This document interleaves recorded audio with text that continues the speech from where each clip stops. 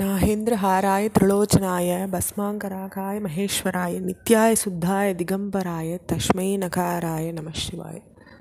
அந்த ஈஸ்வரனுடைய நாமங்களில் நம்ம 445 நாமங்கள் வரைக்கும் ஆடியோ போட்டிருக்கோம். அதாவது சோபனாய நமான், மங்களமே வடியவா இருக்கக்கூடியவரே அப்படின்னு ஈஸ்வரனை அழைக்கிற நாமத்தை பார்த்தோம். அடுத்து 446வது நாமம் நிரவக்ரஹாய நம, தடையில்லாதவர். பிரதிபந்த சூன்ய மனோரத விருஷ்டிகர்த்தா, தடையேதும் இல்லாத மனசில் விரும்பினதை மழை போல பொழியக்கூடியவர். அதாவது அவருக்கு நம்மளுக்கு ஏதாவது ஒரு அருள் பண்ணணும்னா அதுக்கு எந்தவித தடையும் இல்லை. நம்மளுடைய முன்வினைகள், இப்போ நம்ம நினைக்கிறது, நம்ம என்ன நினைக்கிறோமோ எதையும் அவர் பார்க்க போகிறது கிடையாது. அவர் செய்யணும்னா செஞ்சுடுவார். அதனால் அப்படிப்பட்டவருக்கு தடையில்லாதவர். நிரவக்ரஹாய நம அப்படின்ற நாமம் வருது. அவர் கொடுக்கணும்னு நினச்சா அவர் அப்படி கொடுத்துருவார். அதுக்கு தான் அவருக்கு ஆசுதோஷின்ற நாமம் வந்திருக்கு. அவருக்கு நினச்சுட்டார்னா அவளுடைய பக்தாளை அப்படி காப்பாற்றக்கூடியவர், விரைவில் சந்தோஷப்படக்கூடியவர். அதனால் அவர் அந்த நாமம். இதில் இந்த இடத்துல நிரவக்ரஹாய நமன்னு அதே விஷயத்தை சொல்லப்பட்டிருக்கு. ஸ்வஸ்திதாய நம, மங்களத்தை அளிக்கக்கூடியவரே. ஸ்வஸ்தி பாவாய நம, சிறந்த இருப்பை உடையவரே. பாக்கினே நம, யஜ்ஞத்தில் பாகமாக இருக்கக்கூடியவரே. யஜ்ஞ பாகவான்னு வேதம் சொல்கிறது.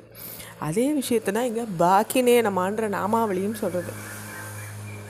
பாககராய நம, மற்ற தேவர்களுக்கு யஜ்ஞ பாகத்தை பிரித்து கொடுக்கக்கூடியவரே. யஜ்ஞக விஷாம் விபாஜக அப்படின்னு சொல்கிறது வேதம். அப்படி மற்றவாளுக்கு நம்ம செய்யக்கூடிய யாகங்கள் கூட அந்த அவிர்வாகங்கள் சிவனை போய் சேரும்பொழுது அவர் தான் அவளுக்கு அதை பிரித்து கொடுக்குறாருன்னு சொல்லப்பட்டிருக்கு. அப்படிப்பட்ட ஒரு தேவதைகளுக்கெல்லாம் உன்னதமான தேவதையாக இருக்கக்கூடியவர். லக்கவே நம்ம, சீக்கிரமாக அருள்புடையவர். அடியார்க்கு எளியவர். அதாவது அவர்கிட்ட ஒரு வேண்டுதல் வச்சோம்னா அது மற்ற தெய்வங்கள்கிட்ட வேண்டிக்கிறதுக்கு விட இவர்கிட்ட இன்னும் சீக்கிரம் நடந்துரும்ன்றதுனால அவர் லக்கவே நம. உத்சங்காய நம, பற்றில்லாதவர். பற்றுக பற்றற்றான் பற்றினைன்னு சொல்கிறதே திருக்குறள். அப்படி பற்றில்லாதவர். அதனால் அவர் உத்சங்காய நம. மகாங்காய நம, பெரிய லிங்க வடிவனாக இருக்கக்கூடியவர். மகாலிங்க அப்படின்ற நாமம் அவருக்கு வருது இல்லையா, அதே விஷயந்தான் இங்கே மகாங்காய நமான்னு வருது. மகாகர்ப்ப பராயணாய நம, பிரளய காலத்தில் உலகம் இவருடைய வயிற்றில் இருக்கிறதுனால பெரிய கர்ப்பத்தை உடையவர்.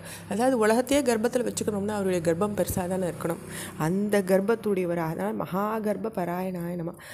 இல்லை வேற ஒரு அர்த்தம் சொல்லணும்னா எல்லா உற்பத்திக்கும் காரணமான மன்மத வடிவனை இருக்கிறதுனால அவருக்கு இந்த நாமம் வந்திருக்கலாம். அதனால் அவருக்கு மகாகர்ப்ப பராயணாய நமான்ற நாமம் வருது. கிருஷ்ண வர்ணாய நம, கருத்த வர்ண இருக்கக்கூடியவர். கிருஷ்ணன்ற வார்த்தை கருப்புன்ற அர்த்தமாக இருக்குது. விஷ்ணு ரூபேன அப்படின்ற நாமம் வருது அவருக்கு. அதனால் தன்னுடைய மேனியிலேயே விஷ்ணு வடிவத்தில் பொன் மேனியாக திகழக்கூடியவர். அதனால் அவருக்கு அந்த நாமம் அப்படின்னு சொல்லிட்டு சொல்லப்பட்டிருக்கு.